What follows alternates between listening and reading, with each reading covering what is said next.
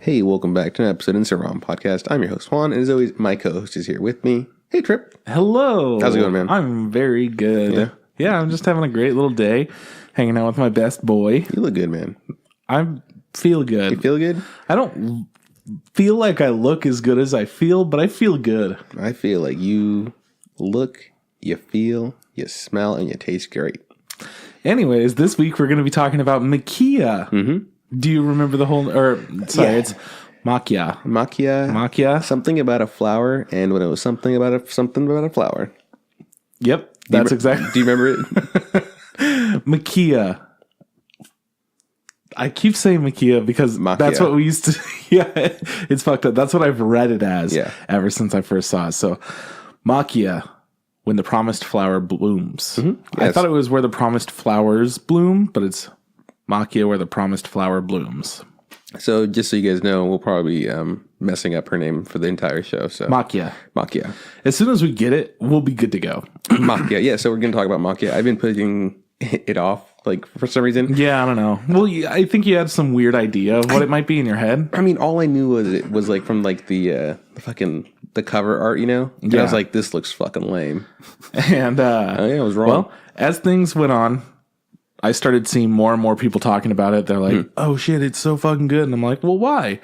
And then I didn't want to like learn the plot. I just wanted to know why people liked it, you know.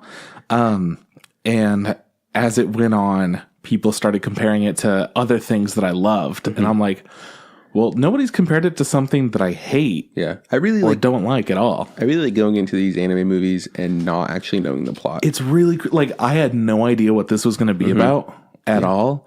So as a heads up, I'm just going to get this out of the way for anybody that is going to be listening to the episode. You could stop it if you don't want any spoilers. We're going to spoil it. This movie's fantastic. It's a good movie, yeah. Yeah, I had a really good time with it. It's not like top tier for me. Yeah.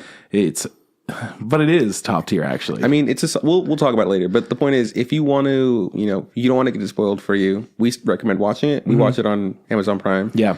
And you could buy it there, Blu-ray, DVD, or you could stream it. Yeah, and you could also rent it for stream. But I would recommend buying it. I think it's that level where I would want to watch it in the future. It's for sure worth the watch. So if you feel like you don't want to get spoiled, we don't feel bad about you not listening to this episode because we're going to spoil it. So yeah, but we'll talk about that later. Anyways, how you been, Trip? I'm pretty good, man. What you been up to? Just in my normal life, I've been playing Kingdom Hearts. Yeah. I don't know if you remember this or not, but last episode I was very excited because Kingdom Hearts had just come out, but I hadn't been able to play it yet. And I played it, and it's a lot of fun. Mostly, I like the gameplay. It's satisfying to me as a completionist kind of guy. I don't complete every game because as I've gotten older, I've realized a lot of games have some bullshit fucking requirements that are just there to artificially make games difficult or just artificially extend its life. Yeah, make it longer than it really is supposed to be. Yeah, which I think is fantastic for certain people. There are, kids growing up, they might not be able to have many games. So they have the same game to play for 3 months. And then that's what they do. They just play that one thing. But then for me, I don't know. I don't have enough time for that. I want to see other shit that people are talking about. I just want to pick and choose. I love beating games. It's pretty uncommon that I feel okay with dropping a game. There are a lot of games that I've tried playing with friends and then it's just kind of been dropped because we haven't been playing together or whatever. And that always frustrates me a bit. But this game came out, was still having trouble deciding, do I want to 100% it? Do I want to just leave it as a game that I beat and I enjoy and have a fun time with? And then pretty quick after I started it, I was like, yeah, no, this feels great. I want to 100% this. Yeah. And then I kept seeing all these little details as I was going on. You start out, you're playing in the Hercules land. So it starts out in Thebes. I don't know. Whatever. Thebes. Whatever. It's a little town in Hercules. And you're protecting it from Hades and trying to kill all the bad things. And then as I was going on, I'm like, oh, cool. They have a little hidden Mickey head over there. It's just like Disney World. They have all these little Mickeys that are hidden in all the rides and you could keep your eye out for them. And it's an extra little fun game. And I thought that was super cool. Then after I finished that first world, and I had already decided at this point, I'm going to play it on the hardest difficulty and I'm going to go ahead and try to 100% it. It'll be a pain in the ass at a couple of points, but I think I'll have fun overall. they were just like, hey, you have to find all of the hidden Mickeys in every level. Oh, I hate that shit. Because if there was a cool tracker or something, like, I am down to do all of that. Like Legend of Zelda, Breath of the Wild, you have a little radar tracker thing that helps you out trying to find all the different like temples and shrines and treasures and whatnot. You could go and you could find them. And that game's fucking enormous. Yeah. In Mario Odyssey, you could also find all of the hidden moons and whatnot in the level. They're hidden in different ways. You have something you could go and talk to, and it's like, hey, this is kind of where it's at. So you have all these things that tell you where they are without it being like the biggest pain in the ass, and it still lets you try to figure things out on your own. But for this, it's like, good luck, man. You're on the Pirates of the Caribbean level. There are 56 treasure chests. Don't miss one. And I'm like, excuse you? Well, I know you want 100%. And you were saying that you probably have like another 30 hours left in the game. Maybe 30 to 40, depending on how much grinding there is in different parts. Is this like, I know because like, you know, I guess 100%, but are you opposed to like going online and finding help on like where all the Mickeys are? No. Okay, certain things like that, like I will scour the level, I will do my absolute best, and then if, you know, I'm not getting it because there's so much detail and I'm paying attention to all these little details and whatnot, which I think is what they wanted you to do. There's a lot of things that feel like bullshit. So it's cool when you go up to a little area and you're like, oh, this is a cool clearing. Like, oh, it's beautiful. Oh, hey, there's a hidden Mickey. That makes sense. Yeah. But there are some places that's like, stand on this rock that's just, it's a rock. It's a rock. Yeah. The rest of the island, it's all covered in rocks. But this rock, if you look at some ropes from the rock, you see a Mickey. Yeah, that sounds like a lot of work. Yeah, no, that's kind of bullshit. So I did look up some of them. And one interesting thing that I found is, while I'm going to like go and get these other things that I missed from looking at the guide, I'm able to find some shit on my own. Like, oh, cool, I'll go back to this area, and then I'm able to find it. So there's still that satisfaction of, you know, I didn't do everything, but I also feel like it's kind of bullshit, and I'm having fun with it still. That's what's up, man. Yeah, it's cool. Good to hear. So not, you know, a 10 out of 10 game, but I definitely would give it like a 7 or an 8, which is really high for me. Yeah, you know, for sure. It's that's my life. That's cool. That's what you've been up to for the last week. That's crazy. Yeah, pretty much. I think you've only been at it for like about a week. Yeah. I know. Yeah. It's pretty much all I'm doing. Okay. So for me, I mean, school just kind of going. We've been put into groups for like things and stuff. I'm not super stoked with the group I got for my production. Well, you were super stoked. I was. And then people got added to the class. And then the teacher said, we're going to have to redo the groups again because it was easier to do it that way than just make the new people be in groups. So, I mean, I don't want to talk shit. I just know that like, I don't know how well my group's going to work well together. So you've been kind of telling me about how things are working and what's going on. And it essentially sounds like you have more control in this group than you wanted to have. Oh, for sure. I don't want to be like in charge, but it feels like sometimes like I have to be in charge. And this is me also not being the lead. I purposely made myself not the lead. And I still feel like you have a lot of other stuff going on, so you can't really take that on you now. But I still kind of feel like I'm the lead because I know every now and then I get asked a question. I was like, this isn't the question I should be answering or whatever. You know, this should be somebody else's job.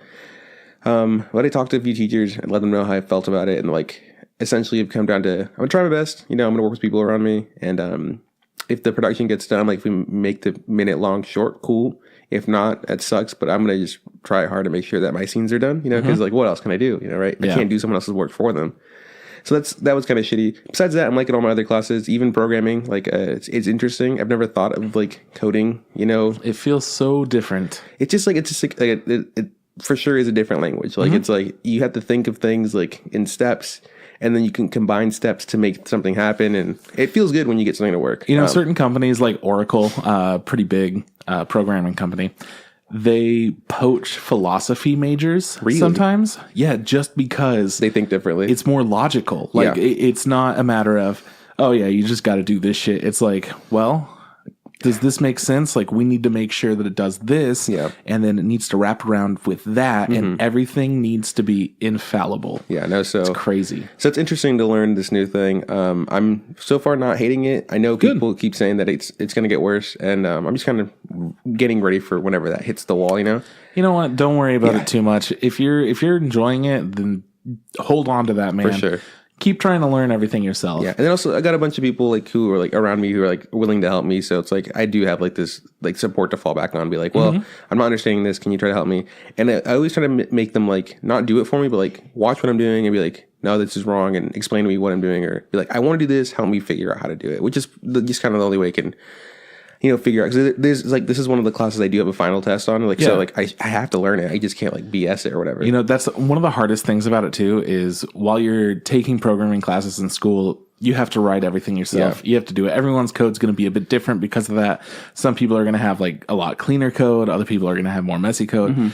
As you're going on and you're getting everything to work the way that you're getting it to work, you slowly start realizing like, none of this is me.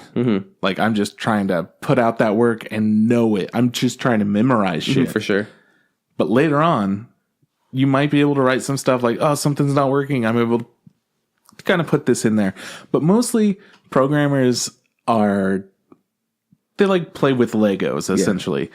They're like, okay, I need this piece. I'll put it here. And like, I'll grab that there. And none of the code is theirs. They're just finding the code in different places, in different ways, and repurposing it and making it work. Fit what they need. Sure. Yeah. That's how I feel. It's pretty fun. It's really like weird. It's like a puzzle, essentially. Let's see.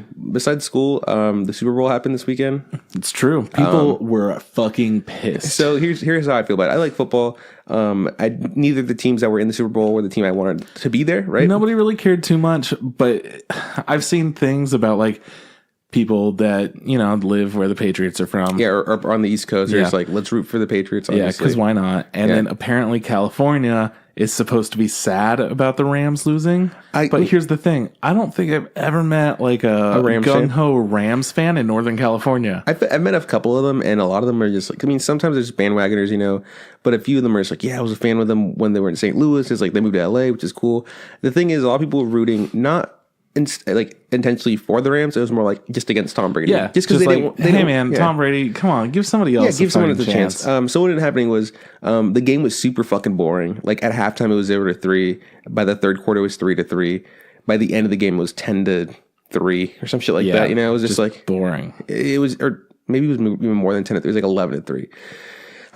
The point is, it was just like a boring ass game. Yeah, nothing happened. And then on top of that, there's also like a boring, like, a lot of people who do like Super Bowl parties, like, oh, maybe I'm not like into the Super Bowl, but it's fun to just go for the commercials or whatever. Yeah, like the commercials I get this food, year, I get commercials, and I get the halftime show. The commercials this year also super boring in my opinion. Like there was like maybe one or two I like, but for the most part they just felt super weak, And there's nothing I can be like really like talk about, like this was so fucking funny or how entertaining was this, or like no trailers, like a couple trailers for something's dropped, but like nothing I really care about, Yeah. And then the best part was the halftime show. I like Maroon 5. I'm not gonna lie. I think they're pretty cool. But obviously, like not everybody loves them, and maybe they weren't the best choice for the halftime show. Like their performance was kind of like a little boring. It wasn't like too exciting. It wasn't like super horrible. It was just kind of like meh, like when you get like when you get like a okay meal, like an okay sandwich. It was like, you go to McDonald's. Yeah, you know. And so they were doing their songs or whatever. And I also knew that Travis Scott was going to be there and Big Boy.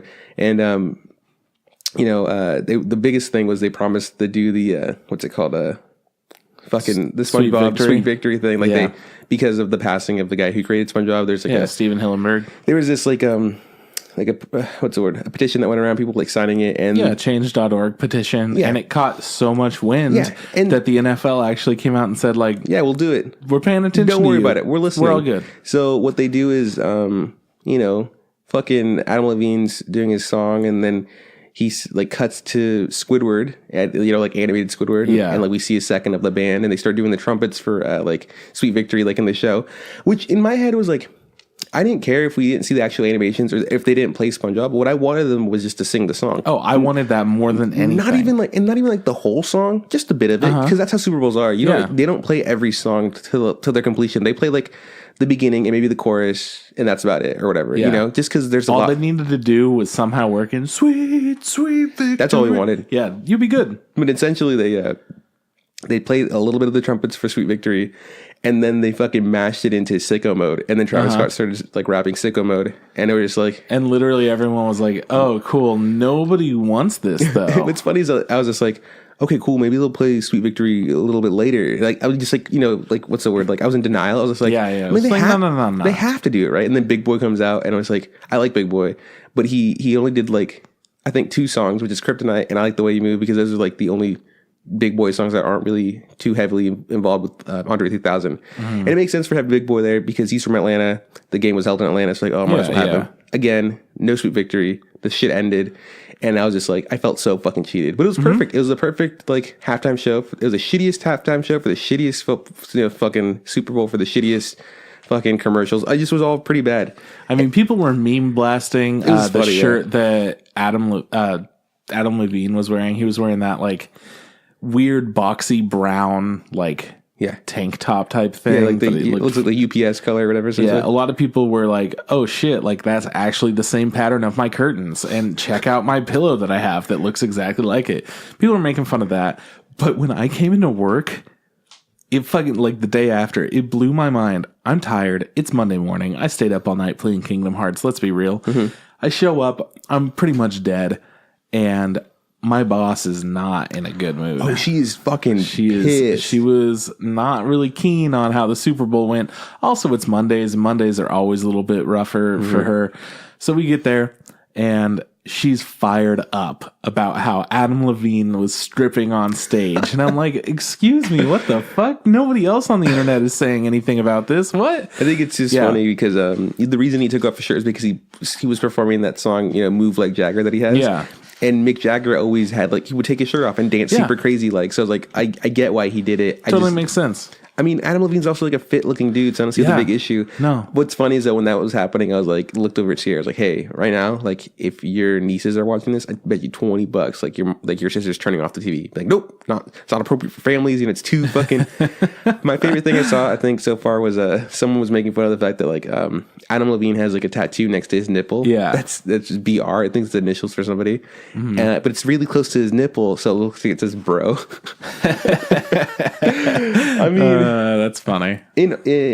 All in all, I had a good time hanging out with Sierra. Good, man. But it was just a shitty Super Bowl. Probably the worst Super Bowl I've seen forever. And then like I saw some kid at school today who's like a super huge Patriots fan, and I was like, dude, honestly, I don't even fucking care Tom Brady won. I'm glad he won this one. You know why? Because it was like the laziest shit. Like, cool, you're gonna brag about your 6th ring? They gave it to you. It was so fucking lame. And he's just like, hey man, a win's a win. I was like, I don't give a fuck. That was so fucking boring. You can't even sit here and be like, you had a good time. It's like, yeah, I mean, it was entertaining. It's like, none of it was entertaining. At no point were you having a good time. It's like, I mean, they won, so. Like, even when they won, people didn't cheer. It's like, anyways. Like, well, yeah, who didn't expect this? That's about all I've been up to. I mean, week-wise. On Saturday, we played Pathfinder, which was a blast. It was a good time. I mean, Eliza was being a real jerkhead because she's a jerkhead. Oh, okay, whatever. Shout out to Eliza for being a jerkhead. She doesn't listen to this shit. What? She listens to this episode. Shout out to Brad, though. He's a homie. Brad is a homie. He never shows up, but god damn it, he's a homie. Damn, he's a homie. Do you want to talk about the anime you've been watching? Yeah, man, kind of. But first, I'm going to talk about the manga I've been reading. Okay. So I've been reading Made in Abyss at work in my downtime. Because usually in the morning, work's fucking slammed. But in the afternoon, it's a little bit more like just hang out by the phone or help out anybody that comes in. But all my actual like paperwork and stuff is usually done. So I've been reading Made in Abyss, finished the first 2 books, and it's a little bit more intense than the show is. Oh yeah, for sure. A little bit more graphically intense. There's some nudity that I was not really anticipating in it, which is a little bit weird and uncomfortable since it's kids. Made in Abyss, super dark show, manga about this world where there's a huge abyss, which there are different layers to it, and the top layer is like this little like, I don't know, grassy forest area with a couple of like spooky, scary animals in there. One of them is this vulture type creature. It's a giant bird and it mimics voices. So it cries for help as if it was a human. And then, but the way, or like whatever animal it's I think the way it mimics it too, which is a super creepy part, is it puts its its mouth or its tendrils. Yeah, it doesn't have a beak, but it has a tongue that splits in 4. Yeah, and it puts it like in the body of whatever's dead, and it manipulates the lungs or whatever of the other thing to make it cry for help, which is super fucking scary. Oh, yeah. It's awesome. So, pretty cool overall reading it. Where I'm at, they just got to the 2nd layer, which is the the Upside Down Forest. So they went there. They met up with Ozin, who is the White Whistle, which is like the top tier. Like there are only 7 of them, I think. So the top tier explorers. And she is way fucking scarier in the manga. In the show, it's like, ooh, this chick's intense and she's pretty spooky. But in the manga, it's like straight up horror. What she is. She doesn't look like human anymore. No. And they had in the show, I think I might be remembering it wrong, but they had a little bit more focus on Riko, the little girl, like going off and seeing a couple of these creatures that are just like monsters that were hiding in the basement. And then you get to learn a little bit more about her, how she was a stillborn, and then her body was put in this weird box thing that they found in the abyss that protects things from the curse of the abyss, which the curse can pretty much just make you die or go crazy, try to kill yourself, bleed from all your pores, get super nauseous, just like everything bad. Yeah, super bad stuff, yeah. And that's only if you're like going up quickly, and if you've been in the abyss a lot, it affects you less and less from what I understand. But you still have to be careful with it. So anyways, as a baby, stillborn, they were just like, whatever, let's just put her in this and let's carry it all up and see what we could do. And they had to abandon their mission in order to carry her up. But she came back to life. Yeah. While she was in this thing. It's like a Zambo. Yeah. She's essentially a zombie. So anyways, her coming back made Ozin feel like, oh yeah, I forgot about this thing. And she put some meat that she was cutting up for food. She put the meat in the little box and it created these freaky ass creatures. And that was like, I felt like that was a bigger focus in the anime than it is in the manga, but she just like addresses it really quickly. And I'm like, oh fuck. But Ozin's intense as fuck. Her beating the shit out of the robot boy is insane in the manga. Like it was crazy in the show too. But as I'm reading, I'm like, this feels way more intense than in the show. Everything feels more intense. And now I'm about to get into the most fucked up sections where they go in past the Upside Down Forest and they go into the, I don't remember what the layer is, but it's got all these like lily pads and stuff that are full of water, and they encounter the like porcupine bear. Yeah. So it's going to get even more fucked up. I'm loving that. But I've also been keeping up with a ton of anime. So I'm just going to say it straight off the bat. Boogie Pop and Others has pretty much completely lost me. It happened. You dropped it. I haven't dropped it yet. It's still on my queue. You going to drop it? Next time I'm down for an anime sesh, I'm going to have some serious thoughts before I drop it. Oh, wow. But it's pretty much there. Sorry, bud. It's it's a bummer. It's got a lot of cool things going on, but it just doesn't have enough going on for me to care about it. Man, after watching those first 2 episodes, I was just like, you know what? I just feel it. It's not for me. It's not going to be for me. So it has so many things that are for me, but it doesn't have enough at once. Yeah. It's just like, check out this really cool thing you like. I'm like, ooh, I like that. And it's like, yeah, we're not going to talk about that for 3 episodes. I'm like, oh, come on, man.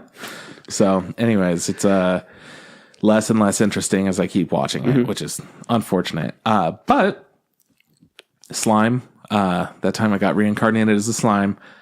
I'm liking the direction that it's going right now. Okay. I'm having a lot of fun with it, and I want to see some more. That's good, because last time we talked, you were saying like it kind of turned to civilization, and there's a new chick, and she's super young, and but also old at the same time, and she's pretty much naked, and you're like, I don't know what's going on. Yeah. So it's good to hear that it's back on track. Yeah, it's getting there. Like you start seeing like more goals and whatnot, things that are going to be happening. And I'm starting to like this new Demon Lord chick, kind of her role, because she has so much power, and it's like really vicious power. So anybody that sees her is just like, oh, fuck. Meanwhile, she calls herself like the bestie with little slime, you know? And that's just because the slime gives her honey and like sweets and stuff, which she really likes. So she's just sitting there like a fucking ditzy ass little girl. And then every once in a while, somebody will look over at her, and she's just like got all of this evil energy around her, but she's just minding her own business. There like, I love candy or whatever. Yeah. Cracks me up. And then Mob Psycho. Haven't seen the latest episode. It just aired yesterday, which is like 2 days before the podcast. Anyways, I'm loving it. This last episode that I saw was so fucking cool. I'm super stoked because Mob's about to go full throttle from what I understand. Yeah. No, well, I saw a clip of the most recent episode, and it was like so fucking intense. I was like, cool. I can't wait to get to wherever this is. Apparently, it's like what episode? Are you guys on 4? Yeah, 4. Yeah, 4. So it's not that far. Episode 5 is the big moment. Yeah, big moment. Yeah, so it's cool. I really like that show. Oh man, there was this fantastic scene too, where they're trying to. The whole point of the 4th episode is they are going to this thing where a bunch of psychics were hired to help out this little girl who is possessed, and they're trying to help out the dad or whatever, and they're trying to decide the fairest way to go about this, as they have 70, 80 people in the room that are all psychics. And they decide the best thing to do would be to play rock, paper, scissors. And Reagan wins. And he's like, yeah, I'm the fucking best at rock, paper, scissors. I never lose it. Because he's like a huge cheat and everything. Yeah. And then everything he does, he's like, the little girl's just like, oh, yeah, like, can you help me out? Like, I'm not actually possessed. My dad's just like really intense. And it's scaring me. And honestly, like, I hate this. And I just need any help. And then he's like, okay, well, anyways, I'll see what I could do. I'll do my best. And then he heads out there, and the next person goes in. And then when that person comes out, he's just like, yeah, man, there's like nothing wrong with her. I think that you're a little bit intense. And Reagan's like, actually, fuckface, you're wrong. Did you even listen to her? She said like these 5 opposing things. Nobody would say that. That girl's lying. Like, she's clearly possessed. Then it turns into a whole thing, and it's like, oh, fuck, I love Reagan. And as he's about to be attacked by a possessed girl, he knees her right in the stomach. Oh, nice. And does like an anti-possession knee kick or whatever. The way he does, yeah. One of his signature moves, and it says like, oh, this is one of Reagan's signature moves. Love it. So fucking funny. My favorite's the salt punch, I think. Oh, it's great. And then he gets thrown to the ground. He gets like slammed into the ground really hard, like picked up his whole body and just whipped down. And he covers the back of his head at the last second. And it's just great seeing like how he's reacting to everything and how smart he is, considering he's such a piece of shit. And he's just, he's the worst. He's also the best. He's like the smartest idiot out there. God, I fucking love him. Such a good character. So anyways, loving that show. It's fantastic. Still like one of the best intros of all time. And then we're getting into Rising of the Shield Hero, which this last episode was a huge one, I think, for a lot of people. I was talking to Sierra about it. She asked what I thought about it, and she didn't like parts of it that I thought were fantastic, and that they did such a good job with portraying different characteristics of it, of how a person would react to being just like completely cut off from society, completely abandoned and threatened and turned away in such a way that he's just depressed, upset, lonely, like everything's going wrong for him. I feel like they nailed so many aspects of blocking off different parts of your mind and just trying to numb yourself while faking like what you want people to think, even though that's not the way that you are. And just seeing a breakdown of a character, they did such a good, accurate job. And the whole time, like, this is fucked up. Like, I'm mad. Yeah, I really liked the last episode. I think it was interesting to see, our main character isn't actually a bad guy, but he's been painted in this corner. So he's like, well, I'm just going to fucking embody this hatred that everybody has for me. Yeah. And all he's ever trying to do is just do the right thing, That's all he wants. It's like, someone was saying, I think there's a part where they go, they take his slave away and they say, you can't force someone to fight or whatever. That's wrong. Yeah. And in my head, it's like, obviously, like, he didn't say it, but it's very clear. Like, you're forcing the shield warrior to fight when he doesn't want to fight, Like, you dragged him along into this where, like, the other 3 heroes, everybody loves them. They got an actual fucking weapon. And he's got the shield, and it's just like, cool. Everybody shits on me since the very beginning. No one likes me, and I don't want to be here. And I'm technically here against my will. Also, there's just something I didn't like in the episode. I didn't like.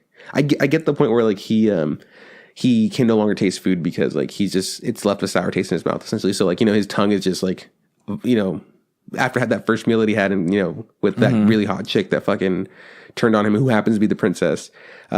He's just like, I can't taste food anymore or whatever. And I go, okay, cool, I get it. That was fine. That's like an actual thing that happens. Yeah, no, I know. I get it. It's fine. I hated it being like brought up all the time. Like, I know you can't taste food. Like, I don't give a fuck. Don't say it all the time.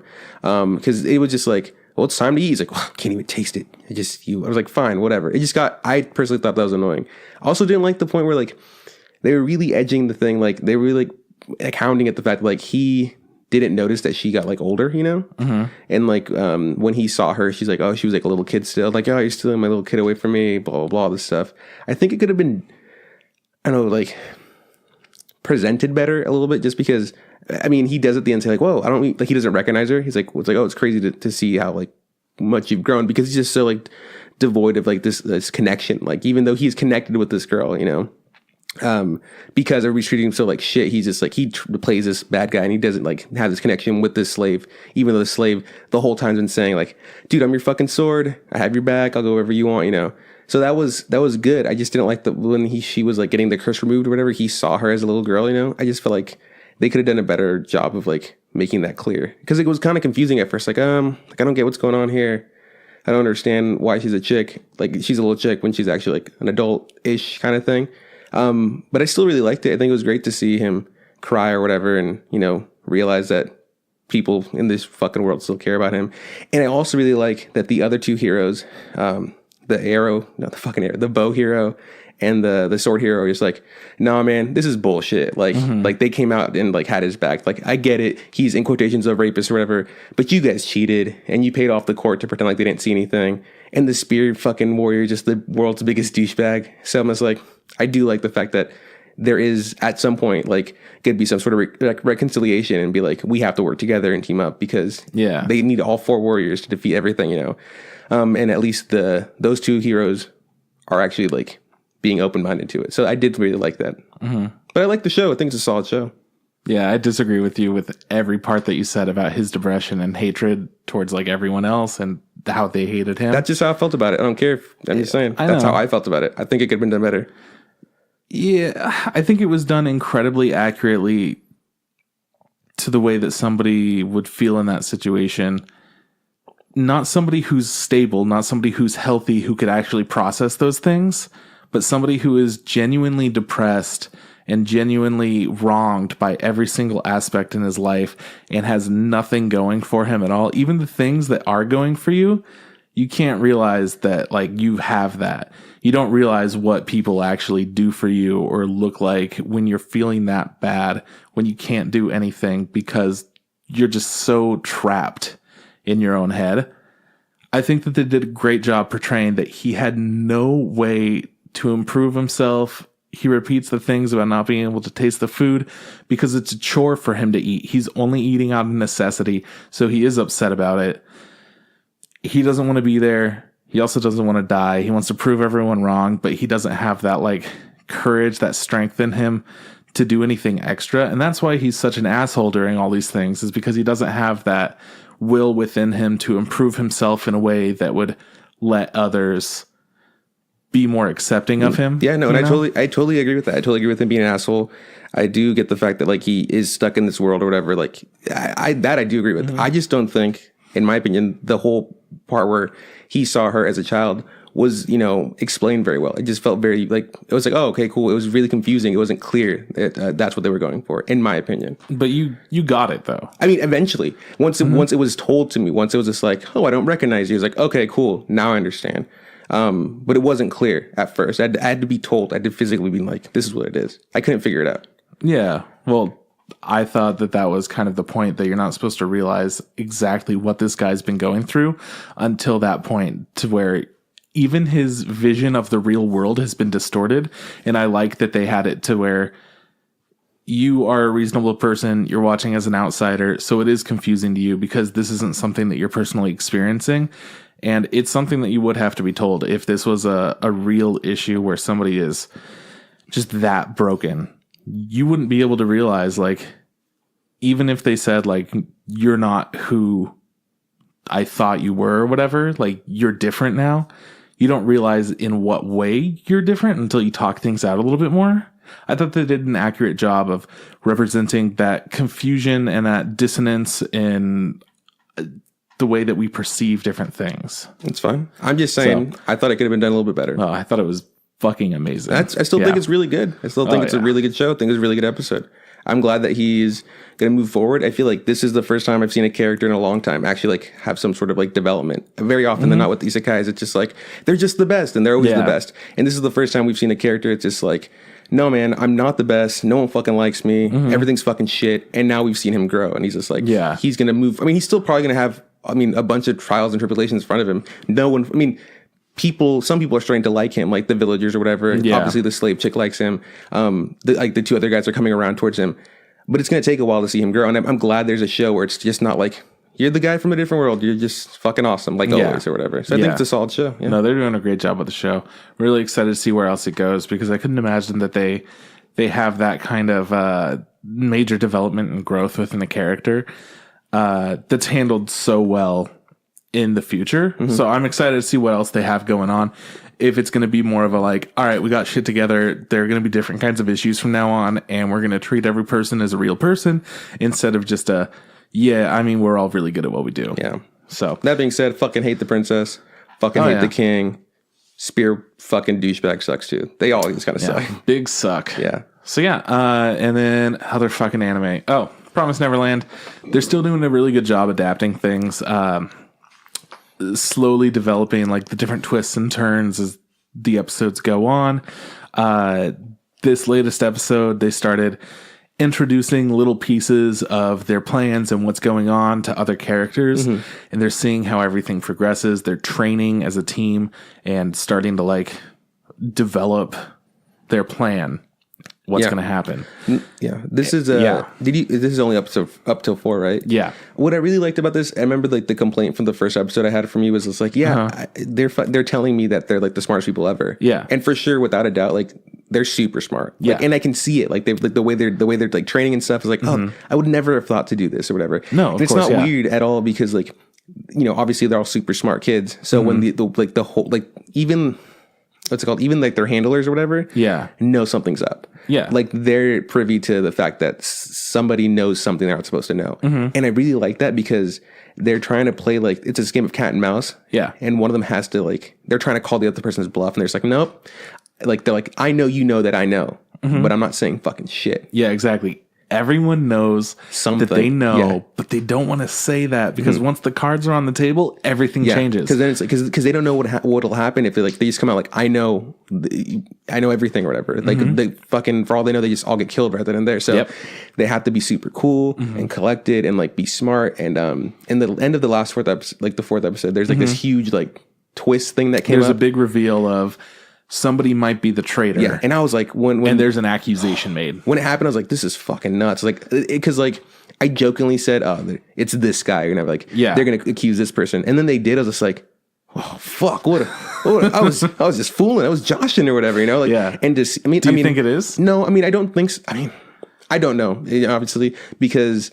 But the one who made the accusation is the smartest one. I know. They see, but maybe. So why does he think he knows so quickly? Maybe the smartest one is the traitor. I don't know. You see, the thing is, no, that's what I love about this. Is that it does have those things where it's like, that seems true, but also who fucking knows? All these different layers to it and all these different elements. It's really crazy. And I think one of my favorite parts about the show in the manga is that sense of there is a timeline, there is a bomb about to go off. Yeah.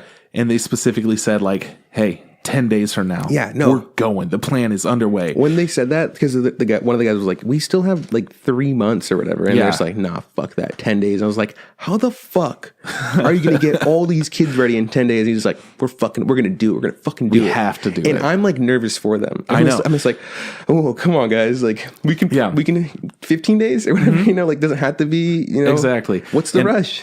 The whole time as I'm reading it, I felt like there was just even more dread and even more time sensitivity than watching the TV show.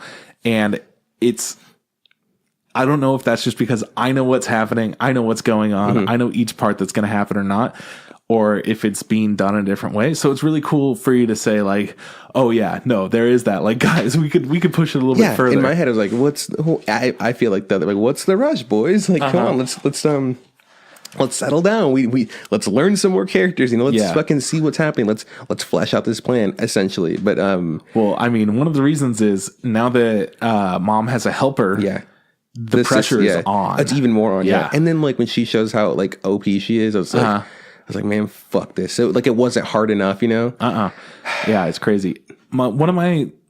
This is my biggest complaint in the show. which I've talked about before, is that the characters all have to talk about things with each other instead of just having that internal monologue. They'll say things out loud, or they'll talk it out with somebody else, which makes sense why they would have to do that. It's more entertaining to see somebody talk than to just see a still frame and some like other shit while they're being narrated. Yeah. Because the show would essentially just be people thinking, and then every once in a while stuff happens. I feel like that used to be such a huge trope in older anime, where just like the main character would like just say shit, and we'd see like shots of things, like still shots or whatever. Yeah.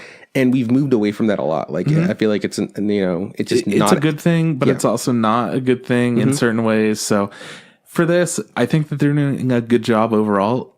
But my biggest complaint is now that we see the helper lady, she has a doll she talks to. It makes her seem even crazier. Because in the manga, she didn't have a fucking doll. Oh, really? She just thought all these things. She wasn't like talking to the doll to get all of her thoughts out. No, she was just like thinking it because she's smart and she's not crazy. Yeah. She is very calculated and intense as fuck. She comes off very crazy in the show. Yeah, she comes off way crazier in the show because she was just scary in the manga. In the show, she's crazy scary. Yeah, no. A little bit different. Yeah, I mean, obviously I've read the manga, but I do know that like I kind of feel like I'm reading ahead for My Hero and then like watching My Hero. Yeah, I don't feel the same way as I feel about this. You're not as thrilled. No, the way I feel about My Hero and like when I'm just like I'm super excited to like see what's the fight, see it animated. But here it's more like if I were to read the manga, I don't know, like maybe that stressed me out even more because I'm stressed just thinking about how these kids are going to get out of this fucking shitty situation. Real stressful reading. I'm like holding my breath at work while I'm reading it, and then something happens at work that I have to go, and I'm like, ugh, you put the book down, like I'll be right back. I got to go take care of something. So sorry, honey. No, that show's fucking solid. I know, it's really good. The new manga just came out today, so I'm going to read that at work the next couple of days here. Cool. So I'm very excited about that. The manga ends on a cliffhanger where we might be seeing some death, boys. Ooh. I don't know.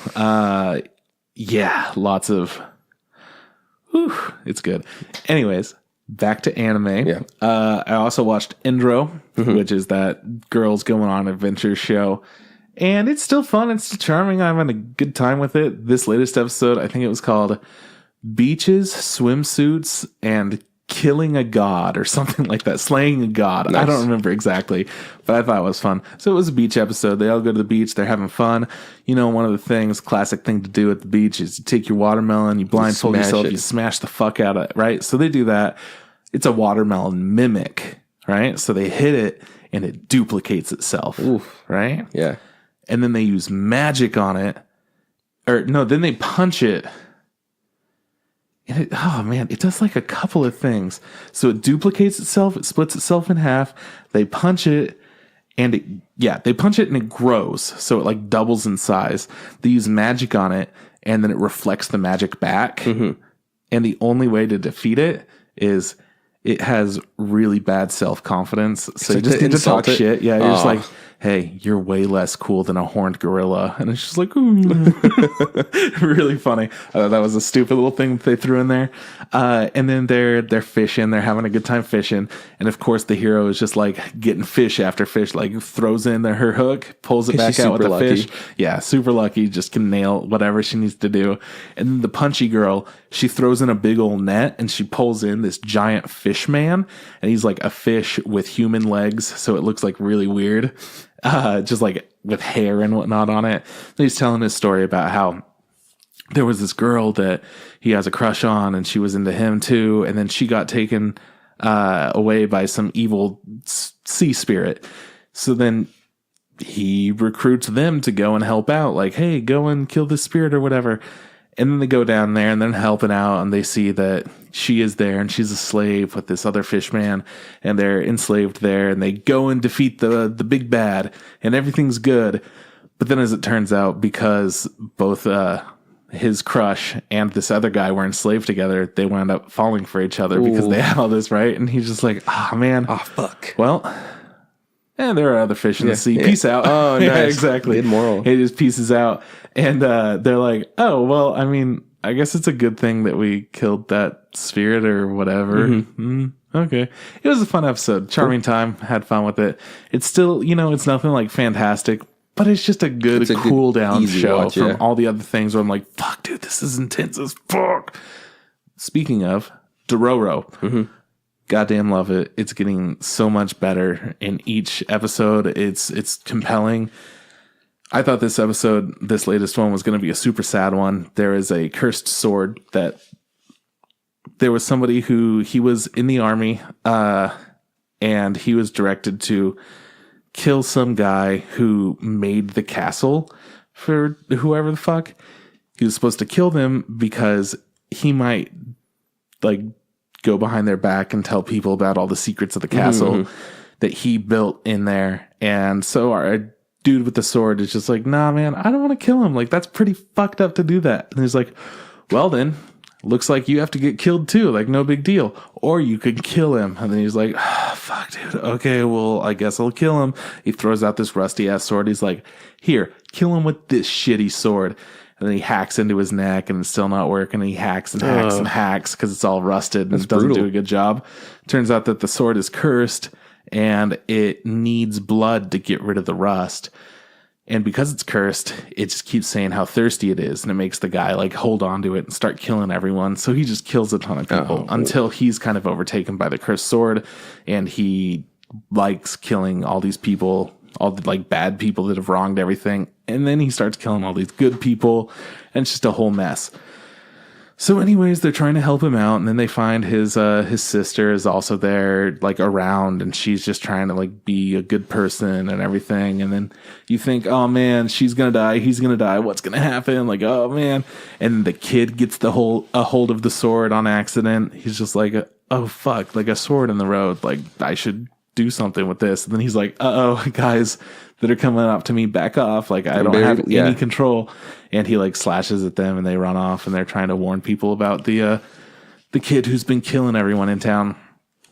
So instead of a big old fight with the kid, which I was afraid was going to happen, I was like, the kid is going to kill the sister, then the brother is going to kill the kid or like attack the kid or something. Then the sword's going to, I don't know, the sword's going to kill everyone.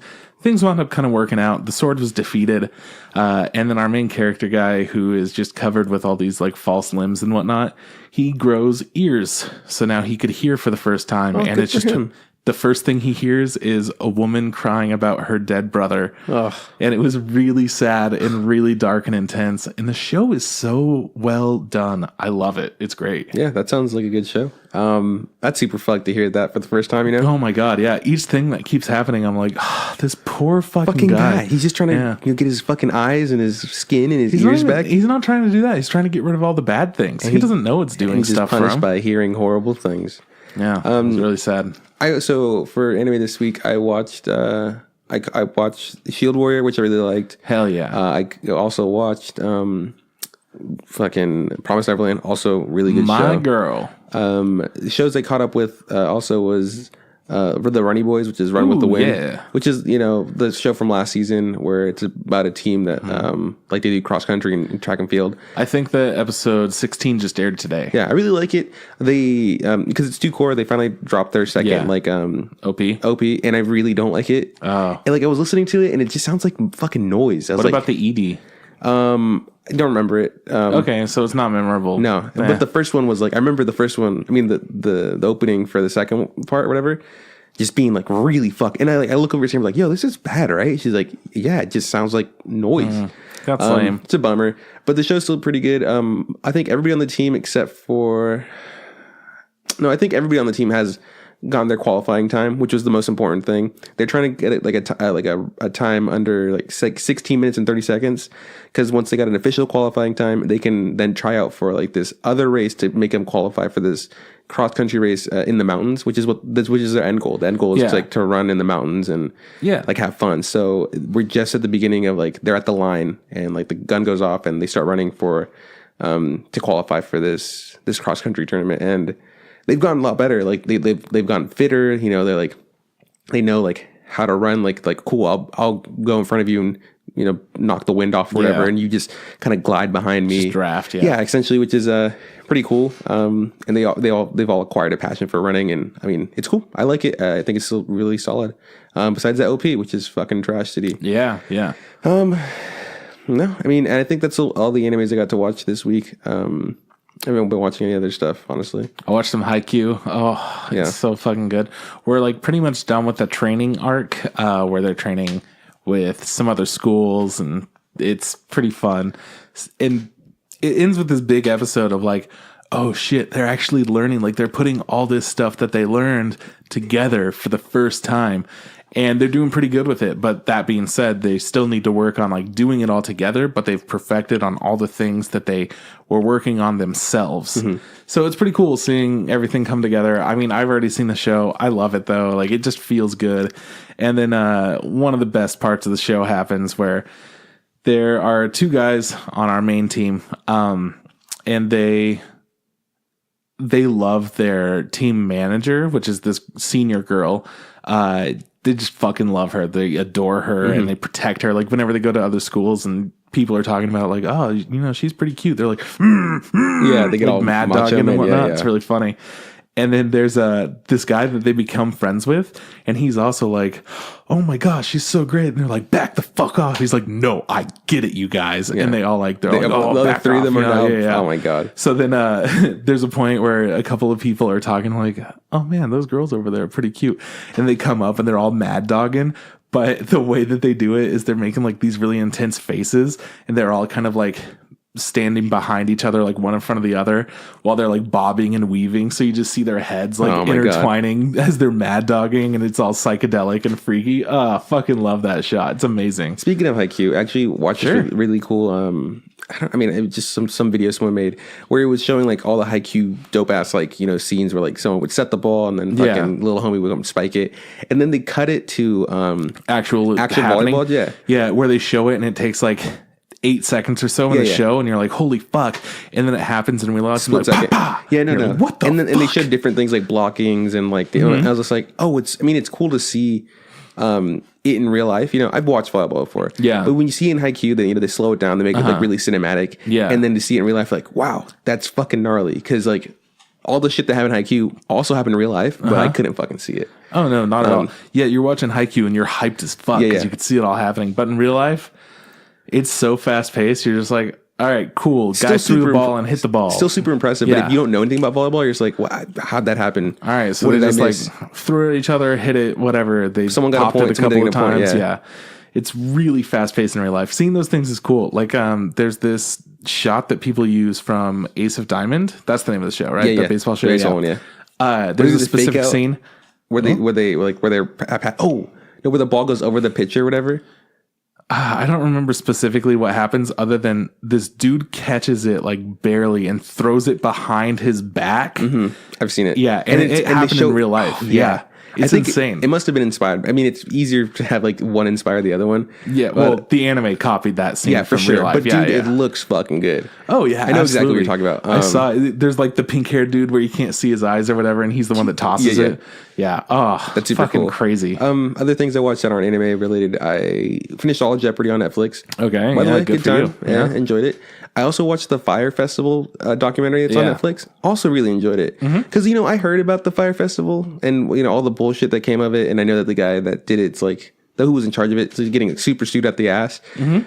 But it was cool to see like an interesting documentary and be like, because they show you all the beginning part, like, yeah, everything's gonna be fucking perfect and blah blah, everything's going great, and then like the in between part, just like, dude, none of this is fucking great, and like you're just waiting to see like the Fire Festival, like, you know, like, oh, I gotta see this shit show, you know, and then the festival happens, you're just like, what a fucking train wreck, you know.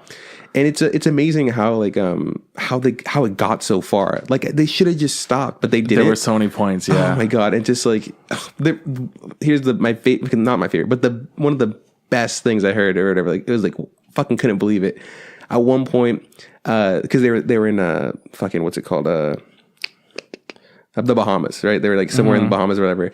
They had shipped in like 3 tons or like 3 big old tankers of like purified water specifically for the festival, and whoever like the customs guy said like the water was there, but they said, hey man, you can't fucking take it, you need to pay us for importing it, like there's a fee that comes along with it. Apparently they were super strapped for cash and they're like, we don't have fucking money to pay for this, and they're like, well, if you don't fucking give me the money, you're not getting your water. Simple as that, and like, we need that water. So they're asking one guy like, hey, did you hear about how, you guys got the water? And the guy goes, yeah, I fucking heard. And I'm not going to talk about it because I don't feel like that's my place. You can ask the other guy. So then they ask the other guy, who's very, very obviously and very openly a gay man. Mm-hmm. He goes, yeah, I got a fucking call from Billy. And he said, hey man, I need you to take one for the team. And he goes, well, what do you mean I've been taking one for the team? Like, I've been taking one for the team this entire time. Like what could you possibly ask for? He's like, I need you to go here, see this man, and I need you to suck his penis. I need you to suck his dick. And the guy goes, what? He's just like, yeah, I need you. He's not giving us our water. You need to go there. You need to suck his dick. We need that water, man. You need to take him for the team. And so the guy goes, okay. So he comes home he was like on a 2-day trip where he was like, they were doing like some boat races. He's like, so I got in my hotel room. I took a shower. I washed my mouth off with fucking, mouthwash or whatever. I drove, across the island. I went to his office and I said, okay, man, let's fucking do this thing or whatever. And the guy goes like, look, man, I don't want to do this. Just promise me you're going to give me the money, this much amount of money, as soon as you have it, once the festival's done. And the guy goes like, yeah, fucking absolutely, no problem. So he got the water, but he's just like, he goes like, but you need to understand, 30 years in this industry, I haven't done anything like that. But for this guy, I was about to suck this guy's dick to just get this water. And I was like, this is fucking insane. How could you ask someone of that? Like, fucking good festival. Good documentary, in my opinion. Yeah, for sure. Worth a watch, I think. Insane. Yeah. It's like maybe like, Trip, we really need to do this for the podcast. We need to get this guy on the fucking air. I need you to suck his dick. And you're just like, I guess. Well, I got to prepare. Yeah, start getting ready. Anyways, man, that's all, I guess, social, like, fucking movies and anime-wise. Let's get into news. I'm down. Let's do it. All right, so new stuff. An anime festival, speaking of festivals, this is like perfect segue. So an anime festival in Russia's North Caucasus, I don't know. Anyways, was canceled due to a mob showing up outside of the event, threatening to kill participants. What? Yeah. Oh man. I mean, I know Russia's super like not so butso. Yeah, not so butso about a lot of things. But to be like, that sucks, man. I know, it's wild. Because they're not hurting anybody. No. And it's not like it was like a hentai fucking festival. You know what happens in the United States?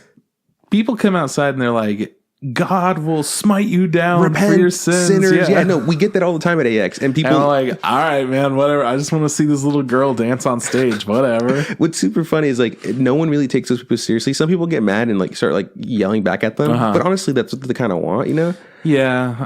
But to think to be like in Russia, like, if you fucking come out here, we're going to murder you guys. Yeah, and they're like, whoa, okay, deal, canceled. If that happened at AX, I'd be for sure be like, well, I guess I'm not going this year. I don't want to get killed. That sucks. Yeah, like, oh, death threats. Nah. Hey, Russia, cool it, guys. Be cool. Come on now. That's not cool. You know what is cool? So Attack on Titan Season 3 Part 2, that trailer dropped this week. And with that, we learned that Linked Horizon is doing the OP again. Okay. They've consistently done the opening theme. And then they did, I think, the closing theme of the first half of Season 3. And Cinema Staff is going to be doing the ending theme. Okay. I don't remember exactly what it sounds like, but the second outro for Attack on Titan, the second ED, was Cinema Staff. So we're back. Cool. It's back good voice. I think it's funny. It's fucking Season 3 Part 2, which is just call it Season 4, you assholes. But that's coming out in a few months, right? Like, yeah, it's coming out soon. Yeah, so that should be exciting. Cool. Glad to know that they're going to have some good music. Hell yeah. Penguin Highway is going to have U.S. screenings beginning April 12th and in Canada on April 19th this year. So we're coming up here just a couple more months and then we get to go see a bunch of penguins turn into soda cans or vice versa. Because again, we have no idea what the plot is and I'm super excited. But goddamn it, it's going to be so much fun. And then a teaser trailer for a new anime film titled Worlds Welling Up Like Cider. Yeah, it's coming. I saw the the promotional poster for that. Yeah, I don't know what it's about. Okay, so it's directed by Kyohei Ishiguro, who directed Your Lie in April and Occultic 9. Ooh. Yeah. So, anyways, the little teaser trailer for this came out this week. Honestly, it looks visually just like really fun. Well, I'm glad to know that there's just bomb-ass anime waiting around the corner. Dude, we are almost there, because we're not getting any good anime this season, you know? It's trash city. We only have The Promised Neverland, Rising of the Shield Hero, Boogie Pop, and others, because a lot of people still like that, even though it's not for me. Dororo. We got a little bit of some Mob Psycho Season 2. Yeah, we got Mob Psycho 2. We got Slime Son and others. Just trash stuff. So speaking of trash... We got a movie to talk about. Okay. Maquia, When the Promised Flower Blooms. Did we say it right? No, it's Maquia. Maquia. Okay, I thought we said it wrong. Maquia. Yeah, Maquia. So this movie's fucking great. Yeah. I had a good time with it. And it turns out that there's some pretty good people behind it. And that's, probably the reason it's so good. Anyways, the studio that made it is PA Works. They have made Angel Beats, Shirobako, Uma Musume, Pretty Derby, and the upcoming Fairy Gone. Okay. Do you know what PA and PA Works stands for? Production. No. Assistant. No. You're an asshole. Do you actually know? Do you remember what it was? I don't remember what it was. It was progressive animation. Progressive animation. Which is super cool. I'm a huge fan of PA Works, right? They're solid. Anytime their shit pops up, we're just like, this is this is going to look good? Okay. We just looked around and we're like, this is it's going to look good. You good with this? Yeah, I'm good with this. Yeah. Anyways, so good ass shit under their belts. All the different anime that I kind of listed there, different in a lot of ways. Angel Beats was more fun, and it's got a pretty specific look. It's like an older kind of anime look, dude. The more I think, it's for sure old as fuck. Like it's like almost like that. I think it was 2010 or something. It just feels so long ago, right? Well, because they have like weird eyes and stuff. It was back when anime didn't really know what was going on. It was like akin to almost like what's a fucking Clanad eyes. Like not that bad, but like but it was around there. It was like like a few like evolution steps forward from Clanad eyes. Like it was a good introduction to anime at that time, considering like, hey man, we're about to go full anime. This will be fun. Check this out? Have you ever seen Clanad? I've been thinking a lot about watching it recently, honestly. But have you watched it? No. Okay, cool. So I've seen a couple of episodes, but yeah. I got into an argument with somebody about it, and the thing is, he was making fun of me, so I said, well, at least I don't fucking like bullshit anime like fucking Clanad with ugly ass bug eyes. And he goes like, yo, man, that fucking anime is good. I was like, I couldn't fucking tell you. I'm too disgusted to look at these creatures. And he goes like, it holds up. I was like, and then he made fun of some anime I like. I was like, whatever you're saying, dude, my show is way better than your show. But I've never seen Clanad, but I do hear people say it's good. Why are you talking shit about a show you haven't seen? I don't know. I talk shit about things all the time. I guess. You just don't know what you're talking about. But I wasn't talking shit. But okay, in my defense, I wasn't talking shit about the show as like a whole or the story. I was just saying it looks ugly as fuck. Honestly, it does look ugly as fuck. And I really want to move past that and get to the story because I hear it's just incredible. Good luck, man. But it's going to be like, ooh, we going. I'm just going to binge it. I gotta. If it looked more like Angel Beats does, like, I could do it absolutely. for sure in a heartbeat. Yeah. Anyways, so Angel Beats looks like that. Shirobako looks like just anime version of real life, kind of. Yeah. A little bit more anime than real life, but that was chill. Uma Musume, Pretty Derby. We got horse girls going on. So like, we got different. I was like, ooh, Pretty Derby. Mm-hmm. We got different styles. It looks good. The visuals that we've been able to see from Fairy Gone so far are like dark and otherworldly, which, dude, PA Works is covering everything with this. They know what they're doing. They're not fucking around. Yeah. The director of this movie, Mari Okada, she has done the screenplay for Anthem of the Heart, which is a movie that we reviewed last year. Really good movie. Yeah. A lot of fun. Like, a lot of fun. It was a good movie. We went into it thinking it was one thing, right? We went into thinking we don't know what anything is. We thought Anthem of the Heart was a silent voice for the longest time. Like we thought silent voice was the Anthem of the Heart, and then I was like, well, then what the fuck is what we thought it was? And it was this weird egg thing, and this bitch couldn't fucking talk or whatever. We didn't know at all. We don't know anything. But I mean, still really enjoyed it. Shitty subtitles. Yeah, no, shitty subtitles because we haven't gotten like a legit release version of it. Anyways, great film. She also worked on the script for she was the main script writer for Anohana, Fate Stay Night, Kisniver. She was actually the original creator of Kisniver too. Yeah, so she did the script and she was the creator. It's not like the director or whatever, but she was the one that came up with the idea and they put it all together. And then also Toradora.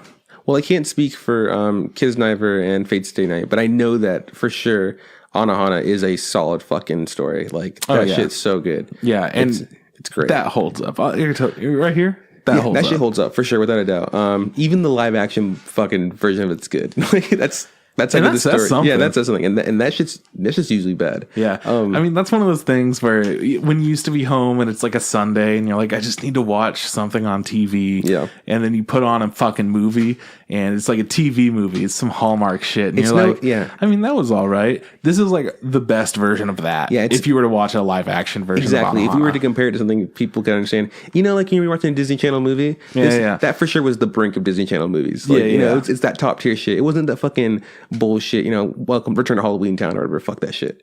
It was that good stuff. What? Return to Halloween Town was bad. Oh, I didn't watch Return. I just watched the first two. Yeah, the first two was great. Yeah. Return to Halloween Town, trash city. Was that 3 or 4? That's 4, actually. Okay. We just watched this. It was funny. Listen, man, I don't give a shit about which one's which. I just know the first 2 were good, and then whatever happened after that, I was gone. Yeah.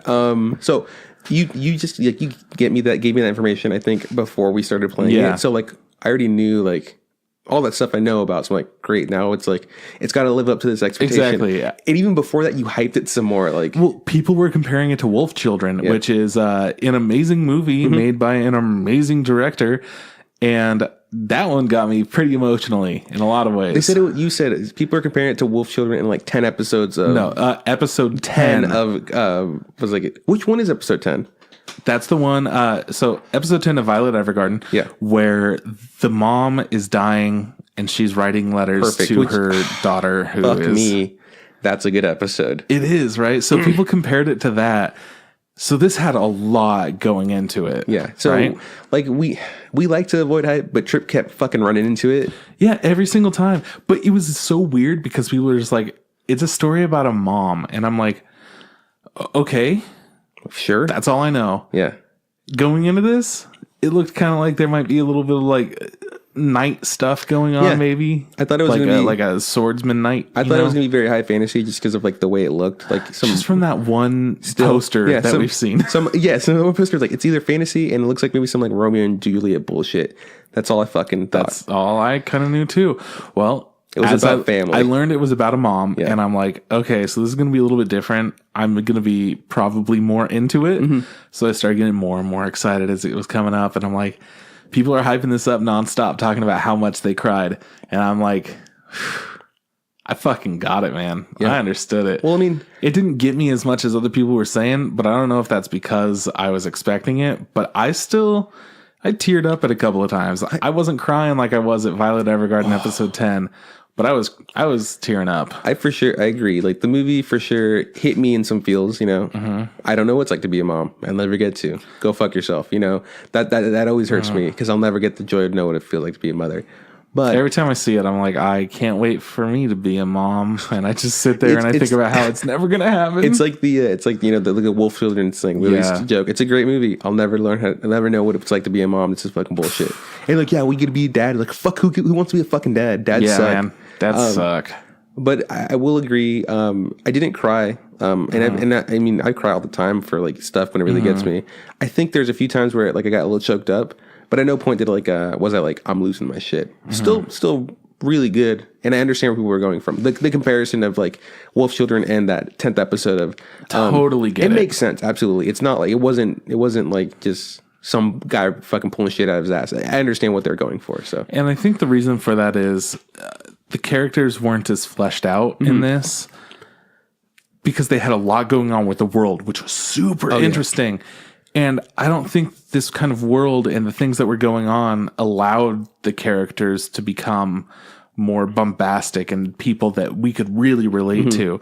So it just showed this beautiful story. So essentially what happened is we start out knowing nothing about this. Yeah. And immediately it shows some like people working on a loom. They're putting together some tapestries, some kind of like blankets or something. Yeah, we don't know what's going on. Long piece of cloth. And then quickly we learn that this is a race of people that are kind of removed from the rest of the world. They are sanctioned off into a private land because of one reason or another. We're not given any info really, but they're different. They're different. They're all hot as fuck, and they all look the same too. Turns out that they stay young they're like the elves. Yeah, well, I think they were like the Clan of the Separated or some shit like that. Like that's like, and it makes sense. There's like they're just not a part of human. I thought they were humans at first. Oh yeah, they look like humans. Yeah. And then they pretty much are humans, but they're different than humans. And then like when the actual like, you know, this fucking we meet our main character. What's her name? I don't want to fuck it up. Maquia. We meet our main character, and she's kind of timid or whatever. We see two other people that she's like, you know, messing around with, who are her friends. One's really like a very outgoing, spunky girl. She's super happy. She's like jumping into water fully clothed. And people are just like, whoa, there she goes again. That fucking Lillian, crazy bitch, you know. And then Krim, I think was the other guy's name. Like, he's just like a tall drink of water. He's like, yep. There goes Lillian, that crazy bitch or whatever. Her name was like Lily. Yeah, or something like that. I don't know. But yeah, we quickly see that they're not like, you know, they're just not human. Obviously, they're part of some weird society. And the best way to describe them, they're kind of like elves without pointy ears or whatever. But when we see the humans for the real time, we're like, oh, I get it now. I see it for sure. Yeah. And their whole thing is that they are constantly creating these tapestries. They're constantly working on their looms at all times. That's kind of like what everybody does in this society. Yeah. And they make the best of it. Like, the highest quality. It's all amazing. And apparently they put messages in all of their work, which was dope as fuck. Yeah, really cool. Because they kept saying something like, you know, like they're like, this is whatever the word is to describe what they were making. They're just like, yo, man, this is a part of our history. Like it's you know, it's part of my whatever Heliot. Like it's part of my Heliot. And it makes sense because when they're making this, they're writing their story, like their life story. Like they're like, which. I didn't understand until a little bit later in the fucking movie. Yeah. And when I found out about it, I was like, that's fucking dope. Really, really cool. Yeah. So they set up all these really interesting, very different than the rest of kind of fantasy that we know. So they set up all these like really interesting new fantasy elements. And I was into it, man. And then very quickly, these crazy ass dragons come in. People are riding on the dragons. They plop down this land and they're like, hey, we need your leader right now. Shit's going down and it's not okay. Yeah. And you're like, uh-oh, what's going on? Well, it turns out that they need to take somebody to be the queen, or to marry the prince. Yeah, they're going to be presented to the prince, and because they want to acquire their their genes or whatever. Yeah. Because when they want people to live longer, they want them to look younger, they want them to be better when the people on the dragons like step off their plane, like the dragons or whatever, and we see that they're humans, they look around, they go, oh, they're all children or whatever, you know. And like that's when I saw it, like, oh my god, they're super young looking. Yeah, because at one point we see like the other two characters who aren't you know, our main characters say mom, dad or whatever, so they have like some sort of like relationship, and like they kind of looked older, you know. Yeah, they look a little bit older, but everyone looks really soft. Yeah, so exactly, they're all really pale, have long like very like in like blondish hair or whatever. Their eyes are different colors though, and so they're like, we're taking one of you, let's fucking go. Meanwhile, our main character, one of the dragons goes nutso butso, and like its eyes goes red, and it just starts fucking wrecking shop, and our main character ends up like she's been locked in with it. Yeah, she's been locked in a tower, and it crashes into the tower, and the tower is filled with all kinds of tapestry, all these like really light silk looking pieces. So the dragon gets wrapped up in it, and then it kind of chases her down, and she winds up getting like knocked into it and wrapped up, and then she holds on for her life, and she's just holding on as the dragon flies off, ignites like all of the little joints and whatnot in its neck and in its wings and body and whatnot. They all start kind of heating up, and then fire starts coming out, so it ignites. It's crashing down into some land, and she's still holding on for dear life.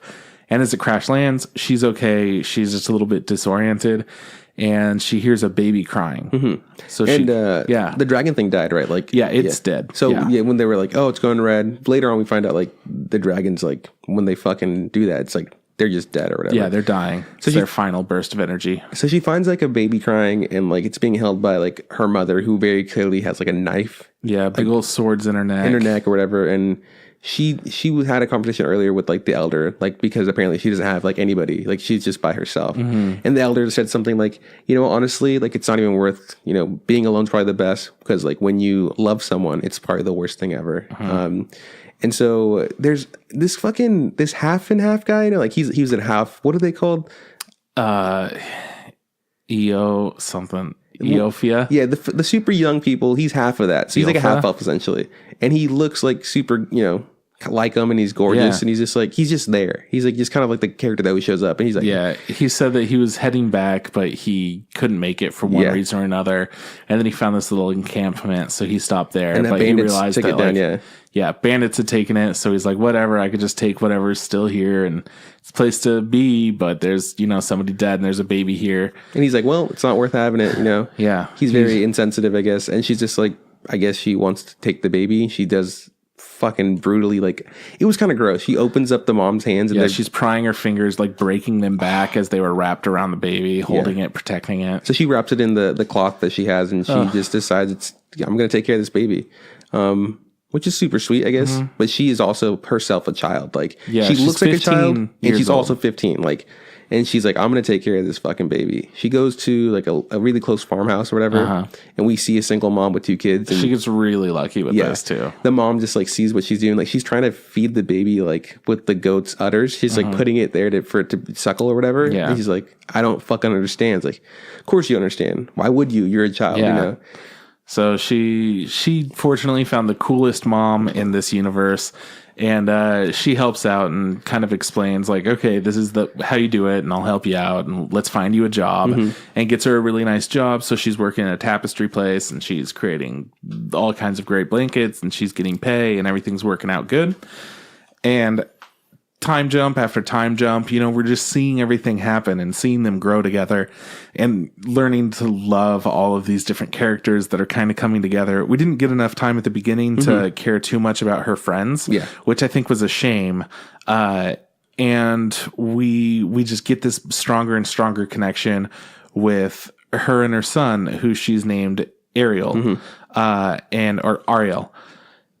And it's cool seeing the different stages of everything, seeing how it all works. Eventually what happens is she has to go off to the major city because she hears that there are some people there that she knows, people that she knows from before. So she needs to meet up with them. So they go there, and the son's having some issues because she's not acting like she used to act, because a lot of things are changing quickly. He's also a kid, and he's like, I want to go home. And she's like, the farm where he grew up on, he's just like, well, like, that's not home. Like, we're here now. This is just, and it, again, it's a child trying to raise another child. Like, how do you tell someone like, oh, well, we're no longer there. We moved or whatever. And she's like 20 or something at this time. Yeah, but still super fucking young, And of course, they're raised differently in the land that she was in.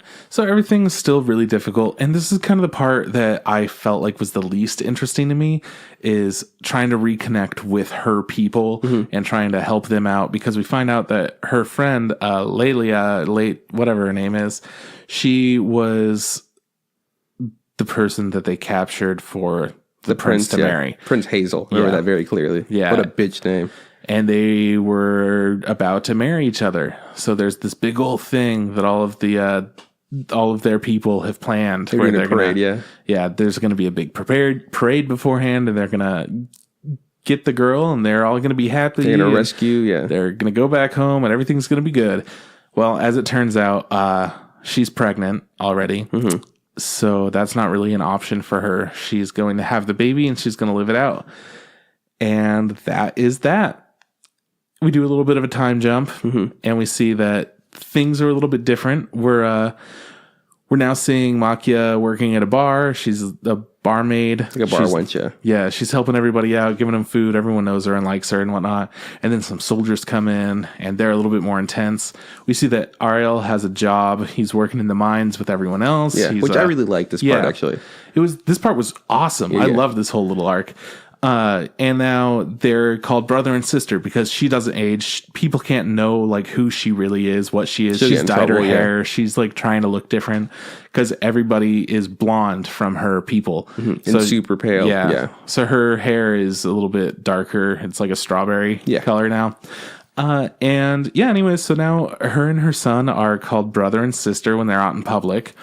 And we can see that it really bugs Ariel, like his coworker's just like, hey man, Ariel, your sister's pretty fucking cute. And he's just like, I fucking guess or whatever. And they're like, are you guys really brother and sister? You guys are super young. Maybe you guys eloped and you guys are just lovers or whatever. And he's just like embarrassed because he's like, I don't fucking know how to feel about what is being said. Because he's just like, bro, that's my mom. Like by all means, like that's my fucking mom's, you know? And, at this point we've also learned that he's been told I'm not really your mother, you know. He obviously learned it, and he was explained to him like, look, I raised you, all this stuff, you know. So like he feels he's also like a teenager, so like I really he's feeling really angsty. He's just like in that age where it's just like everything's shit. He doesn't understand himself, and it's like that must be rough. And he's working, and like things are pretty fucked for them. Especially when when your fucking mom is now you fucking looks younger than you, and people are just like, hey, you banging your sister, and you're just like, that's my fucking mom, bro. But what I really liked about this scene was like there's like all his like fellow coworkers and stuff, and we get to see him inside like the mine or the fucking factory, and they wear these fucking burqa looking things, you know, to cover their mouths and keep themselves protected. And the longer you've been in there, like the tanner they have like around their eyes, you know, or and their arms. Yeah, they have these little patches on their arms because they wear gloves and they wear shirts. Yeah, so there's skin that have like short sleeves. Yeah, I fucking remember seeing that. Like, and there's people who like you can tell like were older and they had like more like they were just darker. So like they've been in the factories for so much longer. I was like, they did a good job on that. What a fucking little choice detail design. I was like, they've had really so good details cool, all throughout the movie. I was blown away by some of the small details on like the floor and the walls and different places, and to see it on the characters, really cool. Like every little thing, so cool. They started fucking playing music at the bars. It's like, this is fucking dope. It was their rad. Life expectancy is probably shit. They probably get underpaid. They probably fucking die all the time for something horrible. But this is fucking lit. Like that's the bar I'd want to go to. It was cool. So, anyways, these knights show up, and everyone gets a little bit more tense, and Maquia goes up right away to help him out because it's more important to help them out. Everyone knows how it goes. It's just what it is. Yeah. So she heads up there. You got to help him out. Yeah, exactly. Yeah. So she goes up there and she's showing them the menu, like, "Hey, this is what's going on." And then you get a look at the guy. And back when she was at the farmhouse, the mom that was helping her had a couple of little boys that were also around. Turns out that this is one of the boys grown up, and he's now working as a soldier. And it's pretty cool. So you get to see them interact and like, oh, fuck, dude, no way, it's you. Yeah. Like, this is awesome. And get that little connection again. And I think that he's a really great character. I think he's super hot. Yeah, he's I also agree. Cool and just like smart and wants to help her out. Because he's a good guy, yeah. Yeah.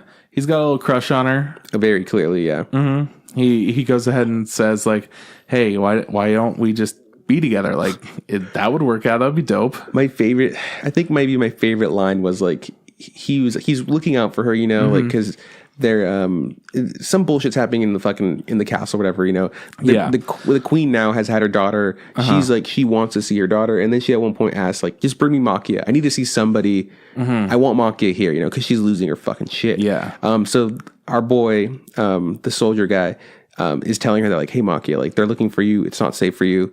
And then he brings up like, fucking just come back with me. Like we'll go back to the farm together. And this line made me so happy. He goes like, yo, the price of goat milk has gone up. Like, you know, cause like that's what this is. That's his business. He's like, the price of goat milk has gone up. It's enough for you to come back with me. I'm sure we can bring your son or whatever. And you know, we can just all live on the farm. It'll be fucking great, you know? And like, he's like, I've always liked you. And he puts his heart out there, and she like has a moment. She pauses and she's like, no, I can't do that. Like all I ever think about is Ariel. It's about him and me. Like I'm here to protect him, all this stuff. And like you see that moment where he just goes like big old sigh, and he's like, fine. I put myself out there. Like I still want to help you. Yeah. Like, well, we still have to help you. Yeah. So let's do you something. Can't be here yet. But God, was that line like, yo, dude, the price of goat milk is up. Like we can do this. You want to make this work? We got goats. We got goats, dog. We got goats. We got milks. And I thought that was so like, so endearing to this character. Like, well, it just felt really genuine. It felt and real super real. Like it felt like, like realistically, there's like, yeah, man, like I can provide for you. We have enough, you know, goats, milk selling good. I was like, this is fucking great. Like that was probably one of my favorite bits. Yeah. So we get to see all this happening.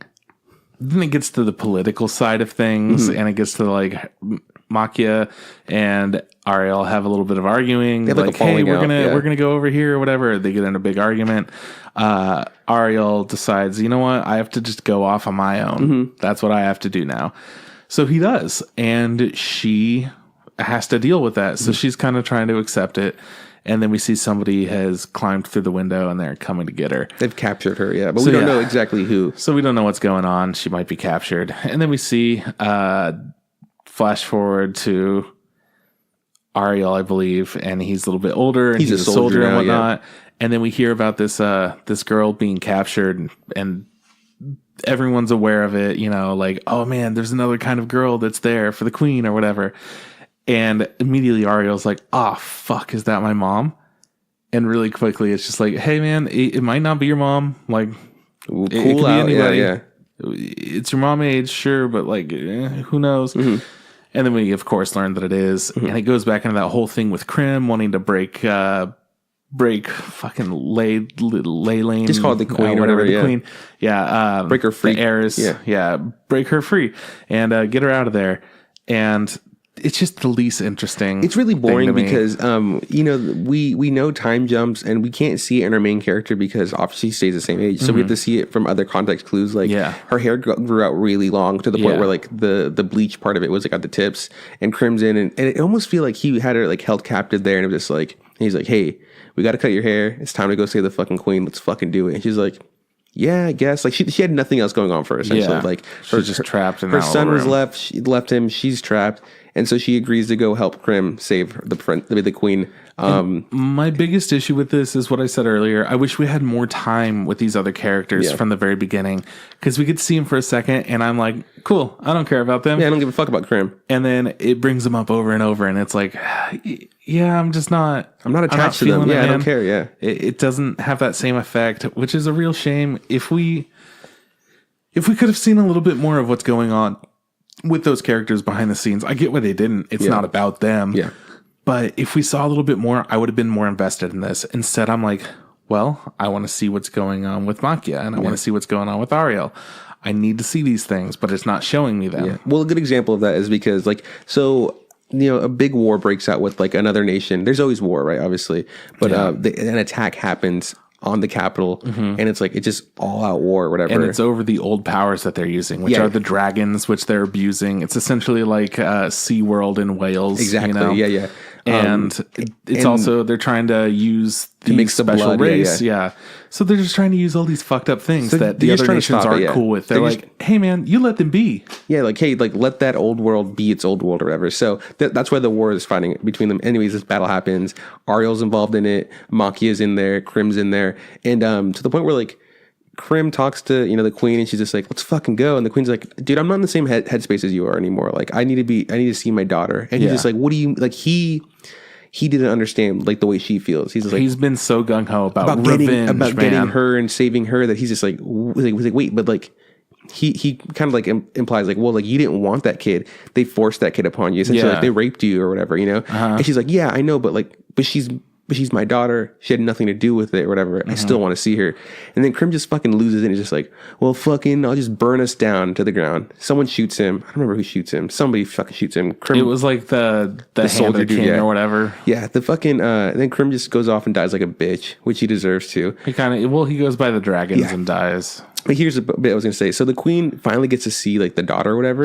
And she has this moment. Dude, this was crushing. Yeah, but she has this moment where like the daughter like doesn't recognize her. It's like, who are you? Because she's never seen her mom. Yeah, that kind of crushed me a bit. And then she goes oh, I'm so-and-so. And she goes like, I'm a tomboy. I'm this. And like she starts just listing off what her characteristics used to be. Yeah. And I do get it was deep or whatever, but I wish if we knew more about her, if we would have saw more about her, it would have hit me like 1,000 times harder. Oh yeah, like if that beginning. Well, exactly. I would have lost my shit at that. Yeah, but instead I was just like, oof, your daughter doesn't recognize you. You lived a horrible life. Yeah. I feel so sorry for both of you. Yeah, and it's been like years, even though she doesn't look like she's aged. It's been a fucking long time.